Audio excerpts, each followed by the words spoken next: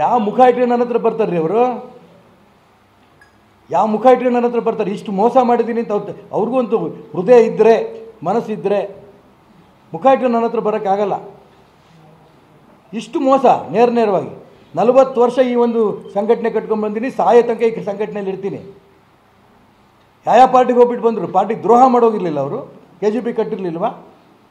ಈ ಪಕ್ಷದ ನಾ ತಾಯಿ ಅಂತೀನಿ, ತಾಯಿ ಮೋಸ ಮಾಡೋಗಿಲ್ವ ಅವರು ಅಧಿಕಾರಕ್ಕೋಸ್ಕರ? ಅವ್ರ ಶಕ್ತಿ ಏನು? 6 ಸೀಟ್ ಗೆದ್ದಿದ್ದು KGPಯಿಂದ, ಅದರಲ್ಲೂ ಒಂದಿಬ್ಬರು ಇಂಡಿಪೆಂಡೆಂಟ್ ಆಗಿ ಚುನಾವಣೆ ಗೆಲ್ಲೋರೆ. ನಾನು ಅವತ್ತು ಬಡ್ಕೊಂಡೆ ಬೇಡ ಅಂತ, ಮತ್ತು ವಾಪಸ್ ಕರ್ಕೊಂಬಂದು ಸೇರಿಸಿದ್ದನು BJP ನಾನೇ. ಈಗ ಯಾವ ಮುಖ ಇಟ್ಕೊಂಡು ಬರ್ತಾರೆ ಹಿಂಗೆ ಮೋಸ ಮಾಡಿದ ನಂತರ? ಹಠ ಮಾಡಿ ನೀವು ಶೋಭಾ ಕರಂದ್ಲಾಜೆ ಟಿಕೆಟ್ ತಗೋತೀರಿ, ಹಠ ಮಾಡಿ ಕಾಂತೇಶ ಕೊಡ್ಸಕ್ಕೆ ಬರ್ತಿರ್ಲಿಲ್ಲ ನಿಮಗೆ? ಯಾವ ಮುಖ ಇಟ್ಕೊಂಡು ಬರ್ತಾರೆ ಅವರು? ಮುಖ ಇಲ್ಲ ಅವರಿಗೆ.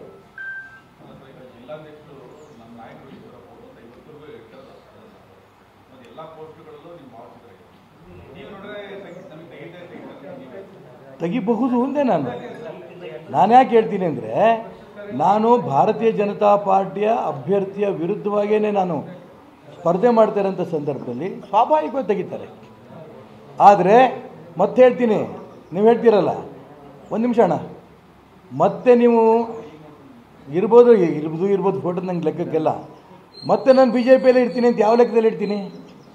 ನನಗೂ ಜಗದೀಶ್ ಶೆಟ್ಟರ್ಗೂ ಒಂದೇ ಸೂಚನೆ ಕೊಟ್ಟಿದ್ದವರು, ಅಸೆಂಬ್ಲಿ ಚುನಾವಣೆ ಸ್ಪರ್ಧೆ ಮಾಡಬೇಡಿ.